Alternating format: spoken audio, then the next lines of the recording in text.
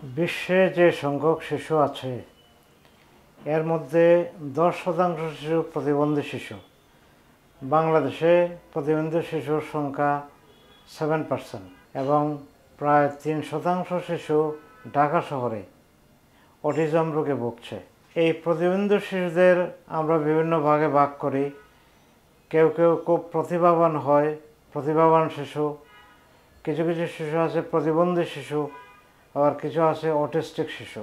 প্রতিবন্ধী শিশুদের কেউ কেউ বলে বিশেষ চাহিদা সম্পন্ন শিশু, কেউ বলে বিশেষ ক্ষমতা সম্পন্ন শিশু, আমরা এদেরকে বলি বিশেষ শিশু। প্রত্যেকটা বিশেষ শিশুর মধ্যে একটা বিশেষ গুণ থাকে।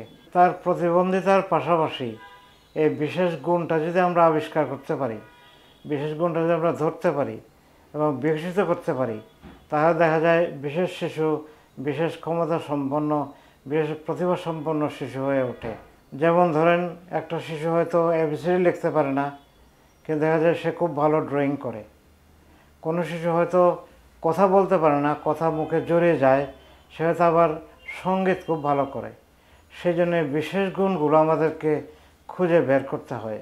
আমি কয়েকটা বিশেষ শিশুর নাম বলবো যারা একসময় অটিজম রোগে ভুগত। আলবার্ট আইনস্টাইন, উনি একজন বিশেষ শিশু ছিলেন।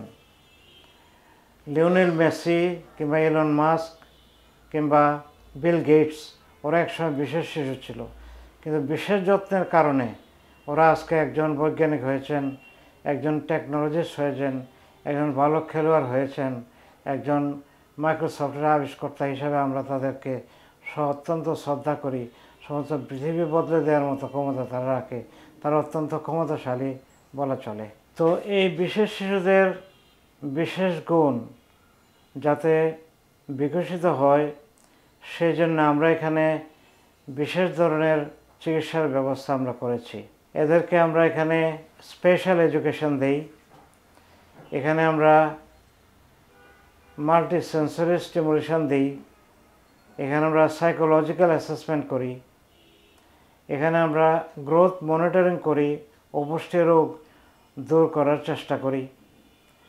এখানে যারা কানে শোনে না বা কথা বলতে পারে না, তাদের স্পিচ অ্যান্ড ল্যাঙ্গুয়েজ থেরাপি দিই।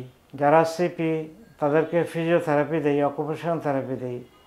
তো বিভিন্ন ধরনের থেরাপির সুব্যবস্থা আমাদের এখানে আছে, আমরা এদেরকে সেই চিকিৎসা দিয়ে থাকি।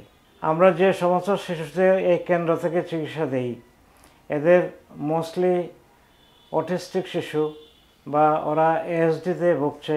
কিছু কিছু শিশু আছে এডিএসডি, অস্থির চিত্ত শিশু। আবার কিছু শিশু আছে যাদের লার্নিং ডিসেবিলিটি আছে অথবা ইন্টেলেকচুয়াল ডিসেবিলিটি আছে, এবং কিছু শিশু আছে সেরিব্রাল পলসি, তাদেরকে আমরা চিকিৎসা দিয়ে থাকি।